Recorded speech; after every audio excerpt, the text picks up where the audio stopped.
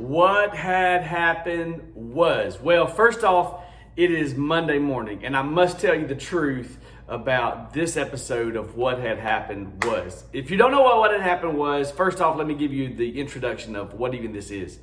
This is my way of just recapping my Sunday.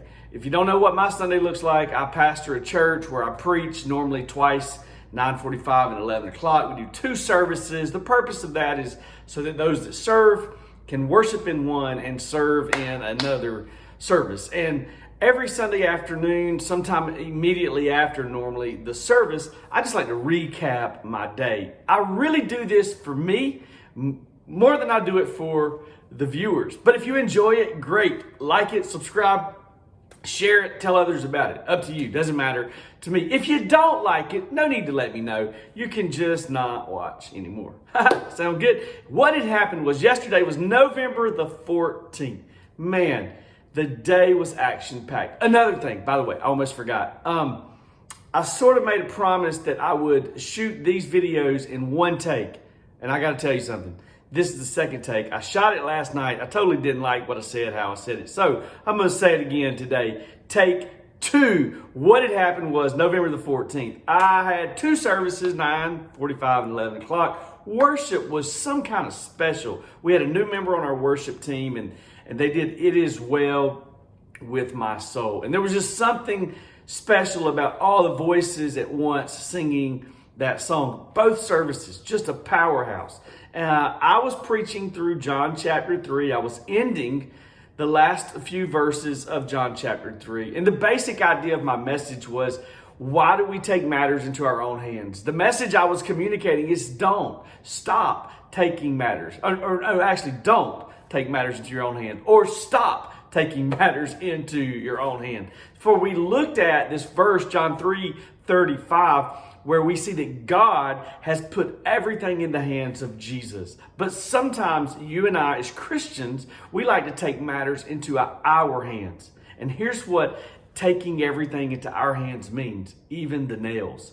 Jesus took the nails. He took the wrath, God's angry wrath, verse 36, for sin was taken by Jesus. But when we reject Jesus, we replace Jesus on the cross, the nails in his hands, with us on the cross and the nails in our hands. And we wonder why it hurts so bad. It hurts because nails in your hands hurt. The death of Jesus was real, and it was painful, and it was sufficient for the payment of our sins. But what do? We submit ourselves to the wrath of God when we refuse to accept Jesus. That was the whole message. And then I gave a couple of principles of what are some ways to identify that we might be trying to slipping back into taking matters into our own hands. Well, the first one is when we compare over contentment. We have comparison that takes over contentment. And here I shared this. Comparisons when we start seeing what other people have compared to what we have.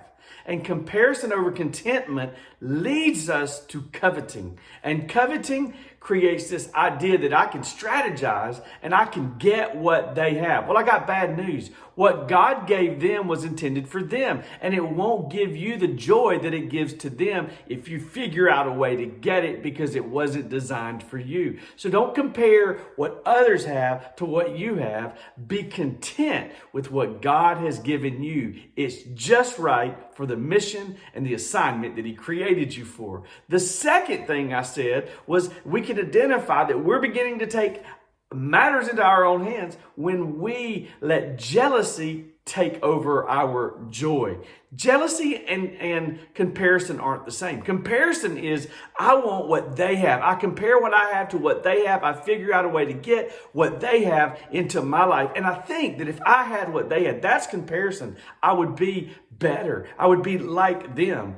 Jealousy is not that we want what others have. Jealousy is we don't want others to have what they have. We don't want it, and we don't want them to have it either. It's not fair, and it steals our joy because we get focused on trying to take something from them, or we get jealous of the life they have and think if they didn't have that, they wouldn't be so happy, they wouldn't be so joyful, when the reality is we have enough reasons in front of us to be full of joy. And I ended the message with this. The life verse, I believe, of every Christian should be John chapter 3, verse 30. He must become greater and greater, and I must become less and less. And I gave some practical ways that we can make Jesus greater and greater, and we can become less and less. Being less doesn't mean that you think less of yourself. I think C.S. Lewis said this. You don't think less of yourself. You just think of yourself less. You think of your problems less. You think of your hurts less. You think of your past less. You think of your success less. You think more of Jesus. You think more of Him. You elevate Him. You think of Him. And then practically speaking, honestly, the reality is this. We're in one of three camps. The first camp is maybe we're going through life and we have joy and we have contentment. Things are working out pretty good. That's probably a lot of you on here right now. Even through the pandemic, life wasn't that bad. Even through the political nonsense happening, the racial divide, for most of us watching this, life's not that bad. It's really not that bad. So how do you make Jesus greater and greater and greater? Here's what you do. You find something that God's given you and you begin to use it for God by giving it away. Maybe it's joy. Maybe it's a smile. Maybe it's time. Maybe you have more time in your calendar than most other people do. Use your time to serve somebody. Serve your local church. Serve a charitable organization. Give what you have. Maybe it's money. Maybe it's a home. Maybe it's a gift, something you know how to do that others don't. Give what you have away. And that'll make Jesus become greater and greater as you become less and less. Maybe you're in the second camp where, man, things are pretty good, but you've got something bad in your life. Like you've had a death or a tragic experience, or somebody walked out of your life and it created real pain, real hurt, real sadness. And that's a real thing. How do you make Jesus greater and greater if that's you and you become less and less? How do you do that when there's this real pain, this real thing that's happened to you in your life? How do you do it? You just declare through your prayer language, through your prayer life, I love you, God. I love you, God. I love you, God. Sometimes when we've had these bad things happen to us in our lives, we want to pray to God. God, heal me. God, help me. Stop the pain. Stop the bleeding. Stop the hurting. When here's the reality. We should pray, God, I love you, even though it hurts, even though it's painful, even though it creates sadness and sorrow, even though I lost somebody that I loved. God, I love you. I love you, God. I love you, God. I love you, God. Because God's word promises to work all things together for the good of those that love Him. You guessed it. Love Him. So declare, God, I love you. God, I love you. God, I love you. And then the third reality is this. This is a camp maybe you're in. Maybe you're not, but some of you are in this camp. You need something. Man, if this doesn't come through, you're going to lose your house. You're going to lose your car. You need this new job. You need this thing. You need this. You desperately need this. How do you make Jesus greater and greater, and how do you become less and less? When you have a real need in front of you, here's what you do. You worship Him until you get what you need. And maybe you're thinking right now, will God give it to me as long as I worship Him? Here's what I know. This is a fact. That if you have a real need in your life, or a real desire or a want in your life, keeps you up at night. You can't go to bed. You wake up early thinking about this. You need this, you need this, you need this. Maybe it's joy, maybe it's money, maybe it's a relationship, maybe it's something that you desperately need. Will God give it to you? Well, here's what I know. You worship Him until He does, and if He doesn't, He'll take the desire away. And whatever one happens while you're worshiping Him will be the right one. That was basically what had happened was, and then we finished our service with "It is well with my soul." And then I want to wrap this episode of what had happened was with what we did after church. We have a group of people that we call our dream team. They're our volunteers.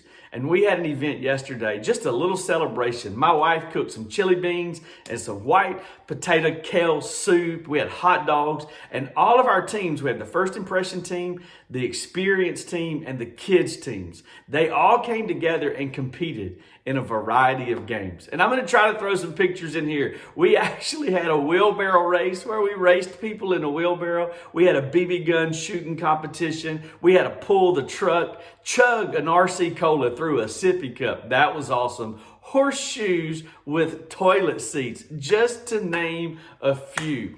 And we had so much fun because so often our ministry teams on our dream team, they operate in silos. The Revive Kids is always in the kids building serving kids. The First Impressions, they're in the parking lot, and then the serving coffee right at the entrance at the information table, serving in the First Impressions capacity. And then the Experience team, they're up in the balcony, in the sound booth, the video booth, or they're on the worship team, and we're operating in silos. Well, yesterday, what had happened was our entire team came together, and man, we had a blast. And if you're on the Dream Team, man, I'm so thankful for you. If you're not on the Dream Team and you call Revive Church home, you email me, jeff@revivechurch.com, and I'll show you how to get on the Dream Team. And if you're watching this and you're not even part of our church, you need to go to your leadership and ask them, how can I serve in my church? Because when we serve the house of God, we make a difference in eternity. And that's what you were created for. You were created on purpose and for a purpose. And yesterday, what had happened was we had 2 amazing services. And then I had a couple of hours with my favorite people on the planet. The Revive Church Dream Team and the Experience Team won. They won the trophy. They're the greatest of all time of our first ever annual, maybe next year we'll do it again, 2021 Revive Church Games. Dream Team Games, something like that. Who knows? That's my episode. It's a little more than 10 minutes, almost 12 minutes of what had happened was. We got some exciting things coming up here at Revive Church. You want to be in the room next week, 9:45 or 11 o'clock. My wife's preaching Samaritan Woman. It's going to be a great message. You don't want to miss it. See you, everybody. Till next episode.